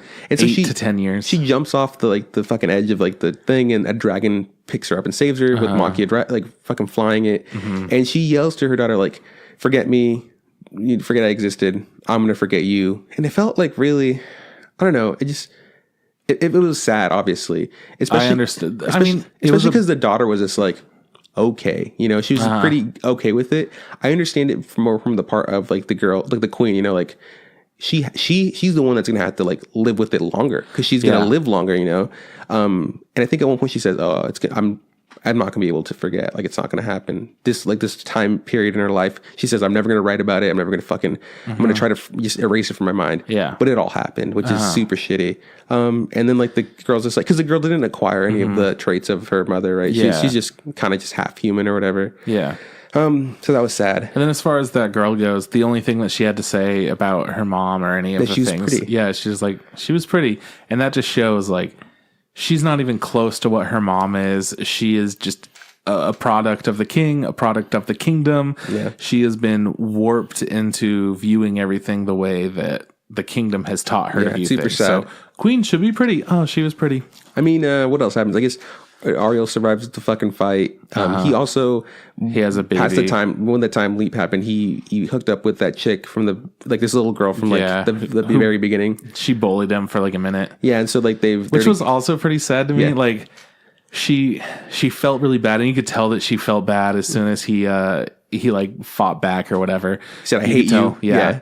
You could tell that she felt like really bad about what she did, and then it jumps forward a little bit.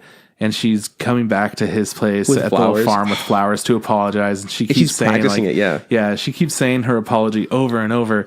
And then one of the other boys pops up and like, hey, he just left today, actually. You missed him. He doesn't live there anymore. He doesn't live here anymore, yeah. Which is super sad. It was like, really sad for her. Because when it's like, there's times when you want to say something to somebody and then you miss your opportunity. Like, that was it. Like, what are the odds that we're going to see each other in the future? Who fucking knows? I mean, it is a movie. But anyways, they hook up. Yeah, oh yeah.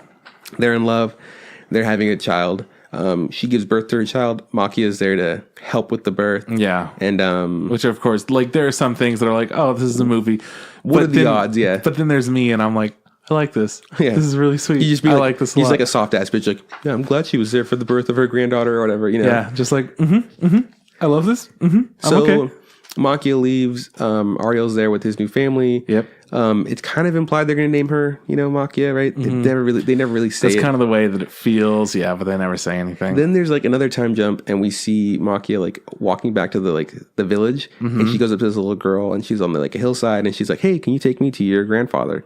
And after, it's a fake out essentially. They're thinking, "Oh, cool, that's the baby," and then someone shows up, hey, and obviously that's the real baby. She's like, oh, yeah, dad's in the fucking room or whatever, and she's telling her about how mom passed away, which is sad or whatever. And it's just we didn't get to know her, but honestly, the little bits that I did see, liked her a lot. Yeah, she was awesome. Yeah, and so a little bully as a kid, clearly like had a lot of gusto and she reminded me of a big old like Helga Pataki, she's just like fuck you, but she's just like when she gets all teary eyed, and the guy's like, oh, are you crying? And she's like fucking headbutts him. Like, it's like this is fucking great. I was like, I love her. Yeah. And then when she was apologizing, like I immediately cared so much about this character. And when she apologizes years later, she's like, I'm so sorry. I said your mom was weird or whatever. Like, I love you. Don't worry. Yeah. So the daughter of Ariel is explaining like, so they came back. They just lived on the goat farm, and she's like, they had a happy life. And then Maquia like goes to the bedside of Ariel, and he's really old now. And she like holds his hand, and he opens his eyes like, hey, it's like, I'm so glad you're here, whatever. Yeah, he says, welcome home. And then he closes his eyes. I'm back. Yeah, he closes his eyes and he passes away, and she like wraps him in the cloth that she had from when he was a baby. From a baby, which is really sweet. And there's always this recurring thing where she wants to be a mother, and it's just, mothers don't cry, apparently. Like, they're supposed to be strong for their kids. So she's always promised, like, I won't fucking cry, And so she's leaving, and then she's like, I have to break my promise. She starts, like, really ugly crying, like, being like, I'm so sorry. Because, again, she is kind of cursed with this, ability to live for a really long time. So everybody that she's ever known who's human is now... She's lost him. Is dying, yeah. And then the fucking half guy is there again. He just keeps popping up in the fucking movie. I like him a lot. I think he was a great character design. I think he was an interesting person. It's just weird that he's just always there. I think that they became friends is what it was implied at the end there. Because he's half whatever she is, but somehow the genes pass on to him because he seems to be youthful and whatever. And then they just ride away in like a fucking cart carriage. Yeah. And he says something about like, hey, even though like saying goodbye sucks and like losing things sucks, it's also kind of nice. Feels good to part ways. So it's not always bad. Yeah. And that's kind of the way that the movie ends. And I really liked this movie. I thought it was good. I thought it was really good too. I don't know what I would give it out of 10, but it's high. Maybe a 9. Maybe. I don't know. Because I feel like A Silent Voice is kind of the best movie that I've ever seen. Probably. And I think this was above Your Name. I was about to say hey man, one bite, everybody knows the rules. Like nothing's a perfect 10 or whatever. Nothing's a perfect 10. Yeah, man. I really liked it. Enemy. Yeah. Oh, yeah. We watched this other really good video. God, I have to watch that again. Anyways. Okay. So what I'm trying to say is this was really good. Mm-hmm. I don't think it was better than A Silent Voice, which I would also agree is probably my favorite. Yeah. If I had to give it a number, I'd probably give this like an 8 just because I feel like I do agree with that rule that like nothing's perfect, you know? Yeah. So maybe like a 9.5 or whatever is for like A Silent Voice. Like it's right there. See, there are both ends where I'm like, you know what? Something could be a 10 and something completely different could also be a 10. Exactly. They're just different in a lot of ways. And you know what?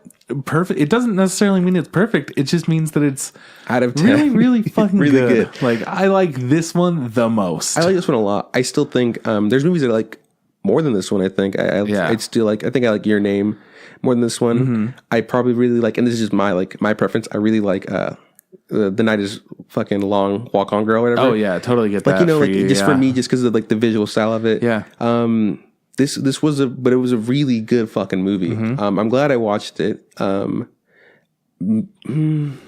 was gonna say it's probably better than Mirai though. I think I like this one. I think I like this one more than Mirai. My whole thing with this is I loved the fantasy elements of it. No, the world was so fucking cool. Fucking awesome. Any story about a mother gets me going. Yeah. I love that too. They had a lot of really, really well done things. Some of the characters could have been a little bit more fleshed out. I didn't care too much about the politic part, but if I cared more about the characters, I would have cared more about that, probably. So they were just, there were some things that could have been tweaked and made it better. But that being said, the fantasy elements and the mother elements and even just like some of the friends that they met along the way, they were fantastic. And that's what pushed this so high up for me. Plus, it was incredible. It looked amazing. So yeah, visually, of course, PA Works fucking nails it. Knocked out the park. Amazing. So good. Visually, it looks amazing. So that's not even a point of contention. Yeah, you don't even got to fucking talk about that because it looks so good.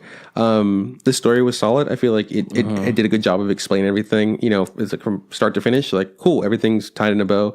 There is lacking character development in specific parts. So when people pass away or when people do specific things, I just care less about it. So I agree with that. Which is, it's hard with the time jumps to make you care about the characters in certain ways because you're missing big points of their life. There's two things I wasn't a big fan of, and they're like one of them's kind of like aesthetic and like minimal, and the other one is like I feel like it could have been more clear. The time jumps, in my opinion, I like the fact that they are progressing. Time. No, it was great. But sometimes it wasn't really clear that time had elapsed or whatever. They could have done a better job of that. And then I didn't like the like visually the dots for noses. There's times with a lot of characters were like face on and we don't really see. It's just really smooth and there's like one little dot. I know they have noses. I've seen them from like their side profile. Well, I think that was just for that race though, right? No, I think I also saw it. I also saw it for like some humans, like in the front. I don't know. I just think that sure, that's just a stylistic choice that you weren't a fan of. I wasn't a fan of, and that's just like me. Like, totally get it, but it doesn't ruin the fucking movie by any means. No, it's just me just being like, this is one thing that could have changed or whatever, in my opinion. I sometimes like the audio couldn't tell you anything about it. Like there wasn't anything like too mind blowing about it. I like the last song that played. I think it was really sweet. Like the outro music was pretty, but I think that's a good thing that it doesn't blow your mind with any of the music or anything like that. Like everything sounded the way it should have sounded. So yeah, sometimes like you get lost with sound design or whatever, and sometimes sound design doesn't need to be the star of it. I think that they did a great job with making it not necessarily another character, but just a part of the world, which is great. Meanwhile, if you see something like That Time I Was Reincarnated as a Slime, they have some insane sound effects that sound really fucking good, and they really stand out and they pop. Yeah. This isn't something that needed that. No, for sure. Totally agree. Yeah, man. I think my favorite bits, like I just out of the whole thing, I really like the world, especially. Like, it made me want to like see more of it. Like, it was so like fleshed out things that like I wouldn't have like thought of or whatever. And I feel like if you kept looking, you could see more. And that's just so much fun because someone had to sit there and be like, well, where the fuck do they make their fucking iron from right here? And how's that going to look? Here it is. And what does this fucking village town? What's this? It's just, they've thought of so many things. And, it kind of just like Avatar: The Last Airbender or whatever. And it's like, that world is really fucking cool. I love seeing any part of it. So I really like that. Tiny things like the fucking, we're talking about the miners or the welders earlier. Designs were super cool. I also really like the mom that helped her. She was a great mom. Sweetest mom ever. She would this weird thing where she would slap her stomach. She'd go, ugh. And I don't know why, but that just made me it made me really happy. Hey man, just a reminder, this movie came out in 2018. Mom of the year. I gotta look at the categories and see who I have there. She might be the front runner though. Just a reminder. Yeah, for 2018. Sure. Damn. Okay, well, all in all, this changes everything. I gotta fucking redo my list.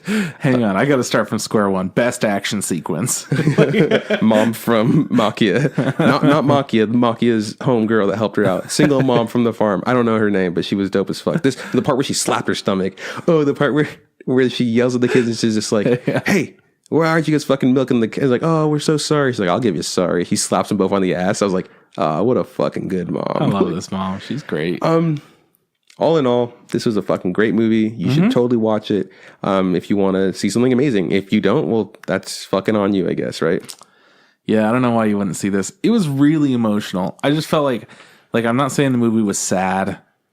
It was emotional. It's really sweet. It just it's very a lot of parts of it. You know, it pulled at your heartstrings in different ways all throughout the movie. It was a good time. I really enjoyed it. Teared up a lot. Didn't wind up crying, but you don't need to cry all the time. Nope. So, and that was a big theme in the movie that I disagreed with, but okay. Oh yeah, no. Then they were like, "Moms don't cry." I was like, I remember saying, I was like, "That's fucking bullshit, man. Crying's really good for you. Like, it really fucking helps. It gets all that shit out." You know, it's just like... I mean, you try not to cry in front of your kids because you don't want them to worry, but you better fucking cry. No, but I get it. Like, she was like, Maquia, again, not knowing, you know, the fucking rule she heard was from a teenager. Like, a child was just like, yo, dude, moms don't fucking cry, okay? Like, on the bridge, he tells him that. And she's just like, yeah, moms don't cry. Like, you know, like... It's one child telling another child how to raise a kid. And she took that really, really seriously. If you gotta cry, fucking cry. This movie didn't make me cry, but it for sure did pull at some fucking, you know, heartstrings. So maybe next time it'll make me cry. Who knows? Maybe. I mean, yeah, I'd for sure watch it again though. Like without a doubt. It's for sure. Really good. Yeah, cool. So that's the show. For the first time in a long time, we actually know what we're doing for the next couple weeks. What are we doing? So next week we're going to be reviewing I Want to Eat Your Pancreas. Yes. We're going to watch it this week. Oh my gosh. It's premiering here in our town, and we're going to review it next week. It's another emotional thing. They gave out, when it premiered in Japan, they got tissue boxes. They were giving out tissue boxes and a continuation of the story, I believe. Oh, yeah. I did remember that part. Yeah. Like, hey, you weren't done fucking crying yet, bitch. Here it is. Yeah.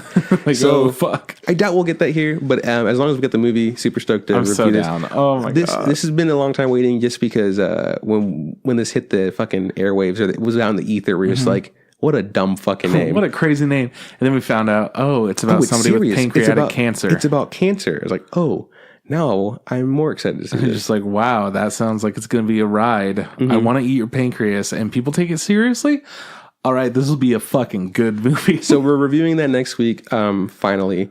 And then the week after that, the Crunchyroll anime awards for 2018 are going to come out. So hell yeah. We're going to talk about what we thought our favorites, because we have our own categories that we come up with also for 2018. We're going to go for Crunchyroll's cats, and then we're going to add ours. And then we're going to compare, I mean... At the end of the day, it doesn't fucking matter what Crunchyroll picked because we're going to pick our own shit. So yeah. But it's good to compare and be like, they got it completely wrong or whatever. So this is a joke. I'm going to pick everything Crunchyroll picked. Just to be an asshole. Like, I totally agree. And then for all the added topics we put in, I'll just do like Black Clover stuff because they're pushing Black Clover nonstop. Down your fucking throat. So yeah, we're doing that. And then I don't know for sure, but I know that Alita Battle Angel comes out pretty soon. It does. Comes out this month. So we'll also be reviewing that. We know nothing of it. We know it's based from a manga or an anime, and we're going to talk about it. She's got big eyes. She's got big dumb eyes. It looks like Ready Player One. It looks like Ready Player One meets Rollerball. Remember? And I've never seen Rollerball, but I remember seeing it at Blockbuster Video. The fucking cover was just 3 people in the front, and one guy was holding up a ball. I'd be like, that looks dumb. So I can't wait for this. Anyway, that's the show. If you like our logo, hit up Erin from TurveyTops.com. She's a great person to work with. If you like our theme song, check out Tom Nasser. He's on SoundCloud and YouTube. Trip, where can people find us? You could find us on Facebook. Look up the Instant Ramen Podcast. Same thing goes for Instagram. Look up the Instant Ramen Podcast. If you want to send us a tweet at Instant Ramen Pod. Podcast didn't fit. And you could go ahead and send us an email. Tell us how much you cried and what made you cry. Doesn't matter if it's anime or not. InstantRamenPodcast@gmail.com. And yeah, that's pretty much everywhere, right? I think also, I feel like we should have done it at the top, but we always forget. We're doing a giveaway. Hey, right? It's a dope giveaway. I don't know if you guys like Funko Pop, but some people fucking love it. Yeah, so we're giving away a couple Funko Pops of All Might in his All Might mode, and then in his fucking Yoshi mode, which is like when he's all fucking injured and skinny. I mean, I know his name is Yoshi, but like, goddamn, it does not sound like his name's Yoshi. Sounds like he's about to wow. Yeah, so we're giving those away. Look up on, I guess, on Instagram or whatever on how to Instagram, Facebook, iTunes. You'll be able to find out how to get your name in the drawing.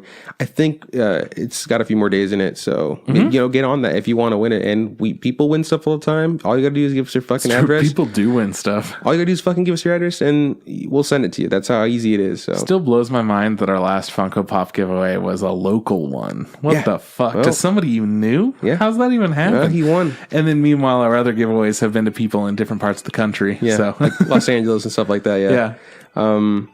Yeah. So that's the show. Thanks for listening. This is bye from Juan. I'll see you around from Chris. Hey, Trip, don't forget. Just add hot water. I love you.